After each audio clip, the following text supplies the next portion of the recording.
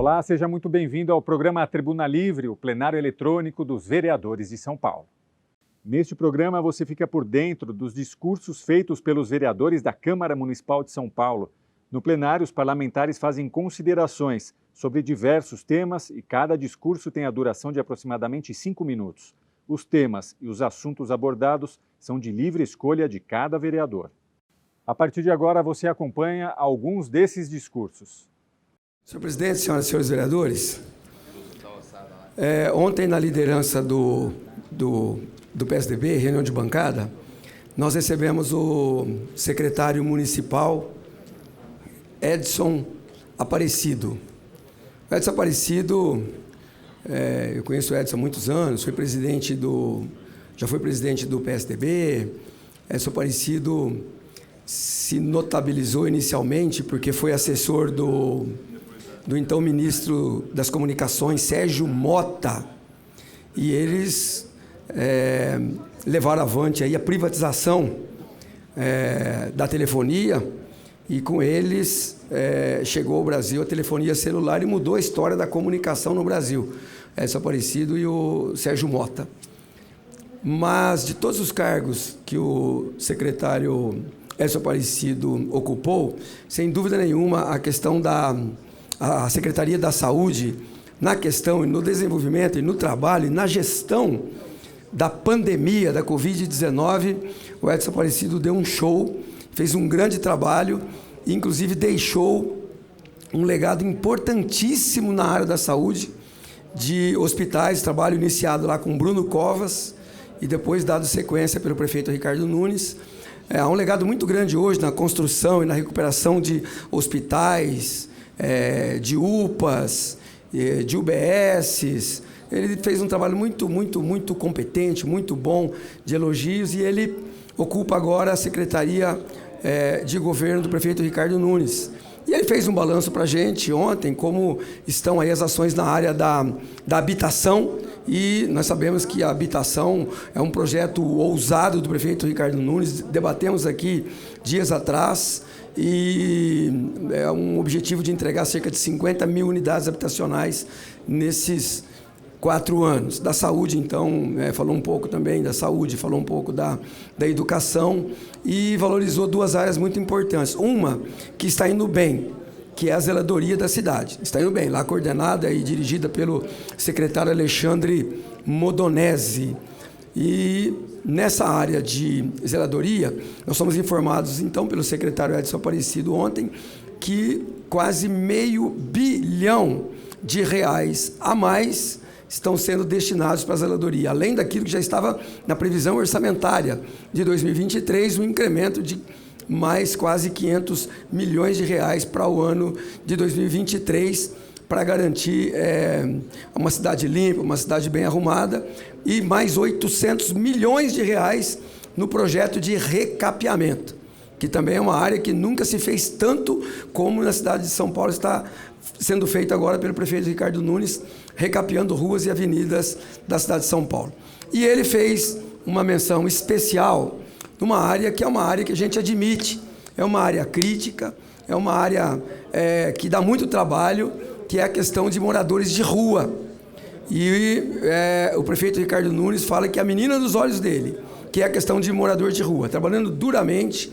Quero aqui aproveitar também e estender esses elogios ao secretário Carlos Alberto Bezerra, oriundo, vereador dessa casa, oriundo da bancada do PSDB, assumiu a Secretaria de Desenvolvimento Social, a SMADES, e eu estou vendo o trabalho, a luta do secretário Carlos Alberto Bezerra, junto com o prefeito, e reconhecido que ontem o trabalho dele pelo secretário de Governo Edson Aparecido, com vários programas nessa área de assistência social, nessa área de trabalhar pela humanização da abordagem daqueles que moram nas ruas. Nós temos aí inúmeros CTAs, às vezes eles não são nem todos ocupados, as vagas ficam sem ocupar e gente na rua, porque o morador de rua às vezes não quer ir. E é uma luta para convencer, então há uma abordagem hoje mais humana nesse convencimento para tirar o morador de rua e ir para os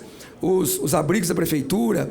Vila Reencontro que é outra tentativa aí da prefeitura e tem dado certo, tem feito sucesso, a Vila Reencontro, que às vezes o morador de rua está com a família e precisa de um abrigo não só para si, mas também para a sua família. Programa Ampara São Paulo, que eu vi dias desses aí tanto o prefeito Ricardo Nunes quanto o secretário Carlos Alberto Bezerra falar desse novo programa Ampara São Paulo. Vários trabalhos à frente da SMAS, o Bezerra vem fazendo, e agora, chegando o inverno, chegando o frio, vem aí também o programa Operação Baixas Temperaturas. Agradecer a presença do Edson aqui ontem, estender os elogios que eu disse a ele, ao secretário Bezerra, ao secretário Alexandre Modonese e ao prefeito Ricardo Nunes. Obrigado, senhor presidente. Obrigado, presidente. Queria cumprimentar todos os colegas aqui da casa, o presidente, os trabalhadores aqui da casa também, e queria registrar aqui algumas questões aqui. Uma delas, queria relatar o orgulho de a gente ver o Chico Buarque de Holanda recebendo o prêmio em Portugal Luís de Camões, uma premiação merecida, com o nosso grande poeta, cantor, compositor e escritor. Recebeu lá em Portugal o prêmio Luís de Camões. Isto é muito interessante, porque o Chico Buarque, ele expressa, ele coloca na arte as preocupações sociais, coloca na arte o valor dos seres humanos, a importância da solidariedade, a importância das relações humanas e especialmente a questão da democracia. E mais interessante essa premiação do Chico, porque ela foi realizada justamente no dia 25 de abril, que foi o dia que a Revolução Democrática e Popular, há 49 anos atrás, em 64, ocorreu em Portugal, a Revolução dos Cravos. Esse evento ocorrido lá há 49 anos atrás, foi um evento marcante para a humanidade, porque vários países viviam em situação de ditadura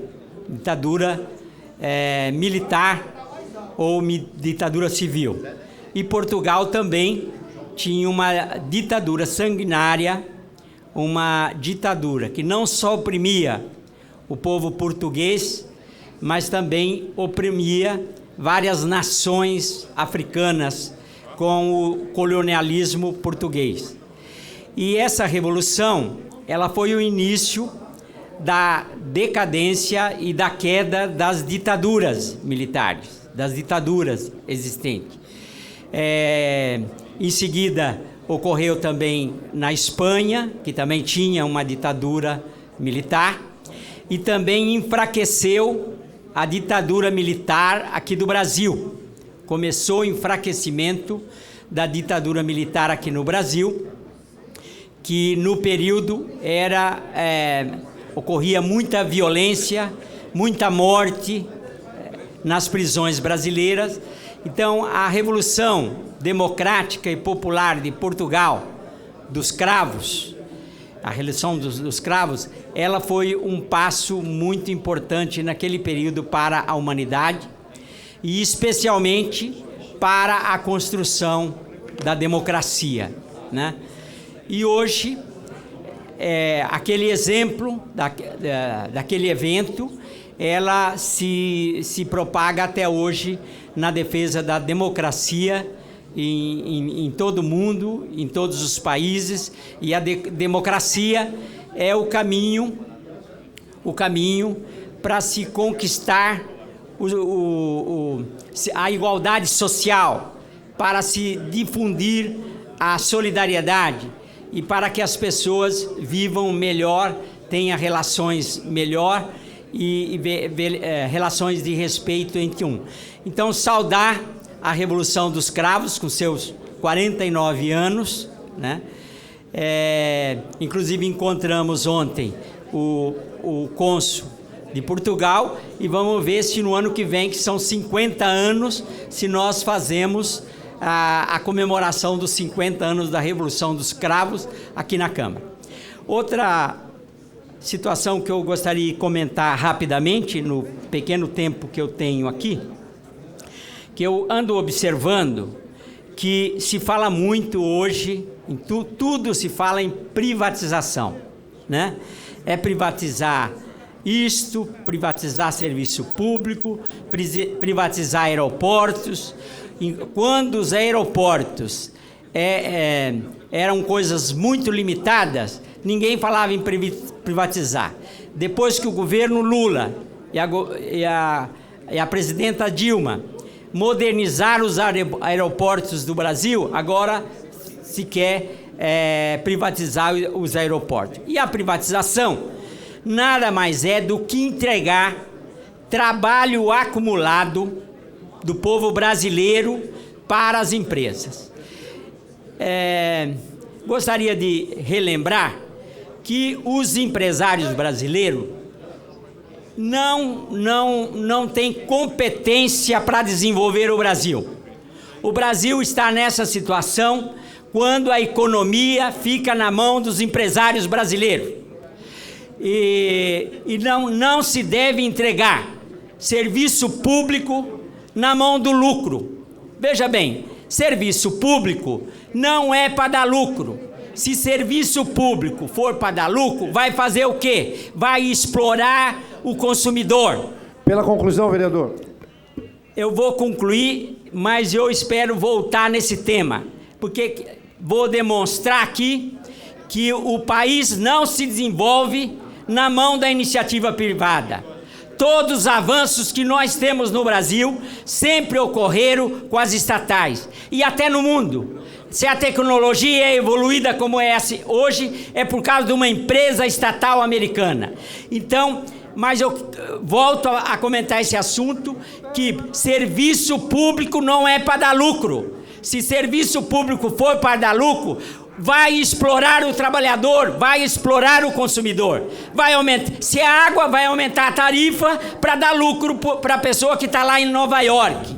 Se é petróleo que vai extrair, retira o petróleo para dar lucro, para pagar dividendos para quem não trabalha. Pela conclusão, por favor, então, eu volto nesse assunto a qualquer momento para a gente discutir aqui que serviço público não pode ser privatizado. Serviço público não é para dar lucro. Serviço público é para servir aos brasileiros, servir a comunidade e servir as pessoas.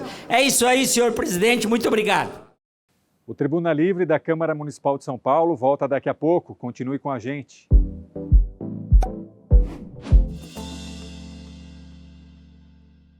Enquanto isso, aproveita para acompanhar as atividades dos vereadores acessando a nossa playlist no YouTube.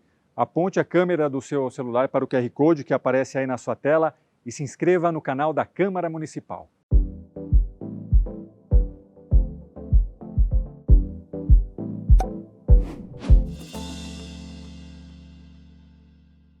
Olá, estamos de volta com o programa Tribuna Livre e fique agora com mais discursos dos vereadores de São Paulo. Então, boa tarde a todos e a todas. Vou falar um pouco sobre a gestão dos céus, né? Esse governo teve a brilhante ideia de passar a administração de 12 céus para iniciativa privada, né? Para uma entidade não lucrativa, né? Mas não deixa de ser. E aí a gente vê o que está lá na tela, ó. Céus entregues em 2020 na cidade de São Paulo mantém as áreas de lazer e cultura fechado para o público. O que a gente percebe é um total descaso, no nosso ponto de vista, com a administração desses céus, né? E aí, passa o próximo slide, por favor. Eles fizeram 4 blocos. Quer dizer, a Bacarelli administra os céus, que são 12, em 4 blocos. Eu não entendo por que não foi feito um contrato só. Por que foram feitos 4 contratos, né? e ali está o bloco, né? Centro-Leste, Bloco Leste, Norte e Noroeste e o Noroeste. Né? Isso já dificulta bastante, né, para qualquer um fiscalizar esses contratos. De vez de fiscalizar um só, tem que fiscalizar 4 contratos. Né? Próximo slide, por favor. E aí, tem algo muito ruim que está acontecendo, né? Primeiro, a gente pegou esses dados da SP Parcerias, né? SP Parcerias tem um contrato com a SME para que ela faça lá, né, um levantamento dos dados para saber como que está andando essa parceria. Eu tenho aqui todos os relatórios da SP Parceria, dos 4 blocos. É feito para o primeiro semestre, né, os 4 blocos, e também tem relatório para os 4 blocos seguintes. Mas o que a gente vê nesses blocos? E aí, pasmem, pessoal, pasmem. Milhões e milhões e milhões de gastos pela Bacarelli sem nota fiscal nenhuma. Nós estamos falando, por exemplo, do Bloco Noroeste. Olha, o primeiro semestre foi R$ 237.751 gastos sem comprovação. Comprovação que eu falo poderia ser uma nota fiscal ou um recibo. Ou seja, você vê no extrato bancário da OS, né, foi retirado o dinheiro, foi pago algo e você não vê nenhuma correspondência de recibo ou nenhuma correspondência de nota fiscal. Se você pegar o segundo semestre do Bloco Noroeste, mais que 380 mil sem nenhuma comprovação fiscal. Se você pegar o bloco, por exemplo, da Leste, no primeiro semestre, foi 3.974.000 de gastos sem nenhuma nota fiscal. Ou seja, a Bacarelli gastou quase 6 milhões de reais no prazo de um ano, gastando recursos públicos, e na sua prestação de contas não tem nota fiscal e nem recibo para falar aonde foi 6 milhões de reais. Isso é um verdadeiro escândalo. Por quê?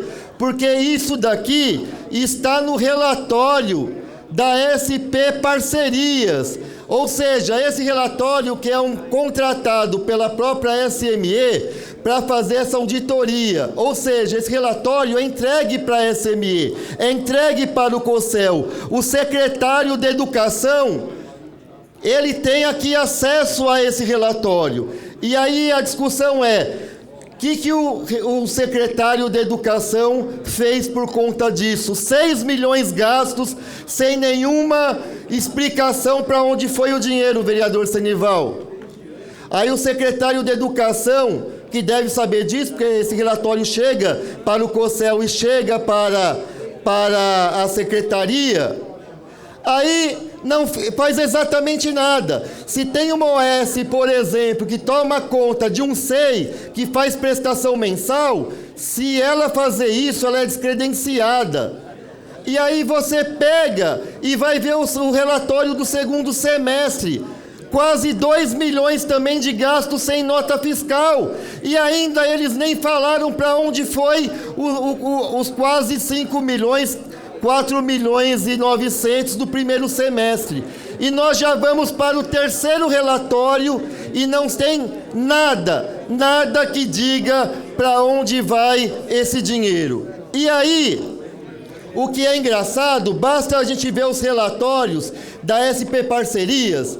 Se você vê o primeiro relatório, por favor, ali, ó, para vocês verem, senhores e senhoras, que ali fala dos valores que eu falei, ó, SP Parcerias, e ali está em maior, né? Lá é do Bloco Leste, ó, 3 milhões e 900. E fora isso, que ainda tem quase 6 milhões, sem falar para onde foi o dinheiro, a OS, ela, no próprio relatório, fala que também é uma sobra de caixa todo mês. A sobra de caixa, por exemplo, do semestre do Bloco Noroeste, do Bloco Leste, é 1.350.000.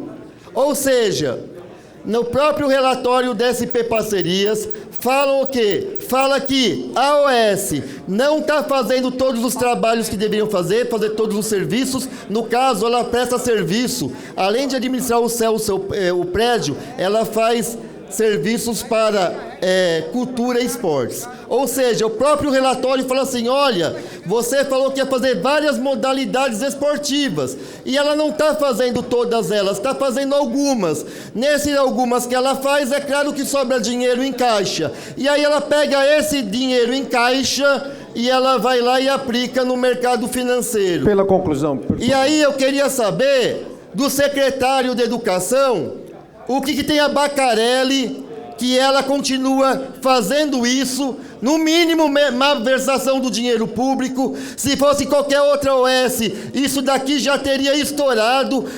Quem está ganhando o quê para que esse tipo de coisa continue? 6 milhões de reais que daria para se fazer muita coisa na educação.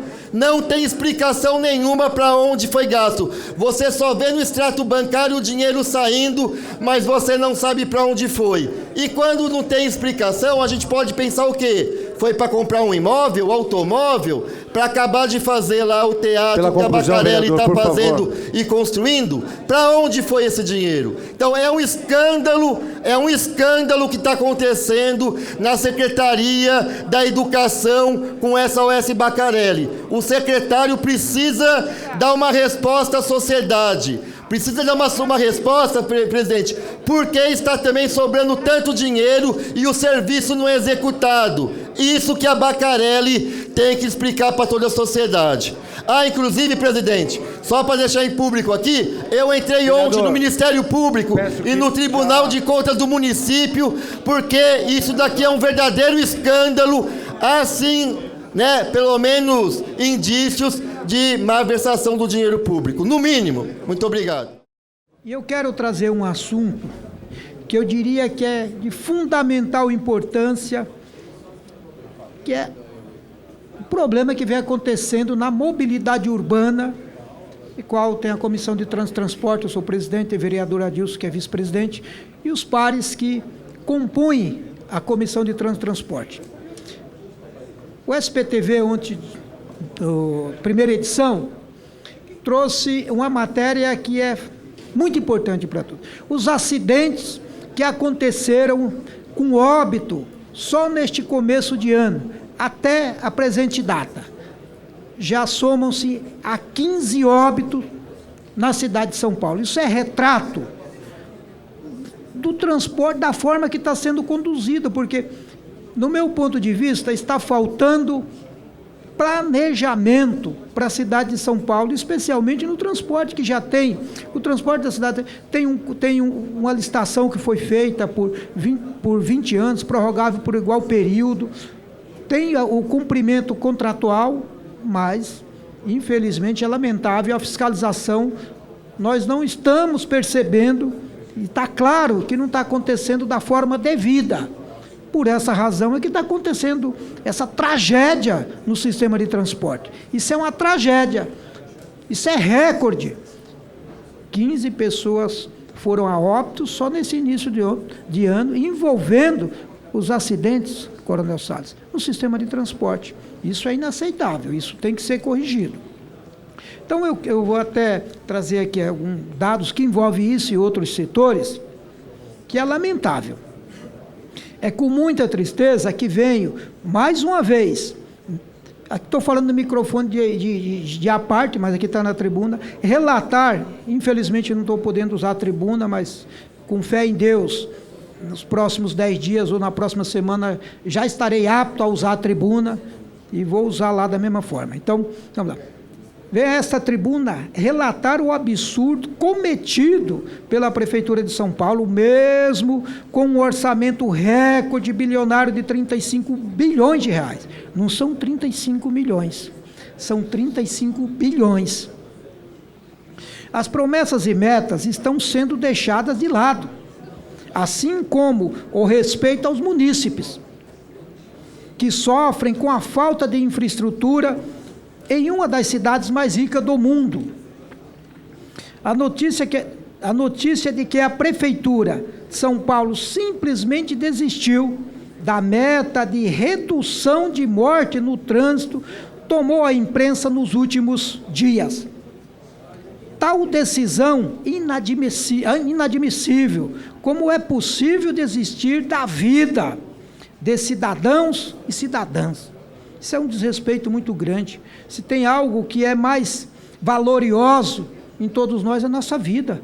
Tem algo que tem mais valor que sua vida? Isso não existe. Então, é lamentável isso. E os números são assustadores.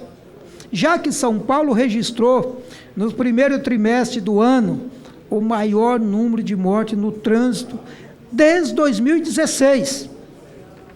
A Prefeitura também alterou outras metas, principalmente na área de grandes construção e obras de infraestrutura. O compromisso de entregar foi substituído pela sua viabilização. Por exemplo, os céus não têm data definida para entrega. E até o momento, nenhum foi entregue, assim como as 45 novas escolas. Membros da comunidade escolar também apontam que existem 12 céus que foram entregues e que não funcionam plenamente. Foram entregues às unidades, isso é bom, porém, a sua plenitude não está funcionando. E o povo, o que a população quer? Quer os céus em pleno funcionamento, porque se tem algo bom que foi feito para o povo, especialmente para o povo mais humilde, o povo mais pobre, o que é os céus, para dar qualidade. O prefeito entregou, muito bem, entregou. Porém, prefeito, punha para funcionar em sua plenitude, que isso será maravilhoso. Quem vai ganhar com isso é o próprio prefeito, não é ninguém. Além do povo, óbvio, né? Porque primeiro a gente tem que pensar no povo. Então vamos lá.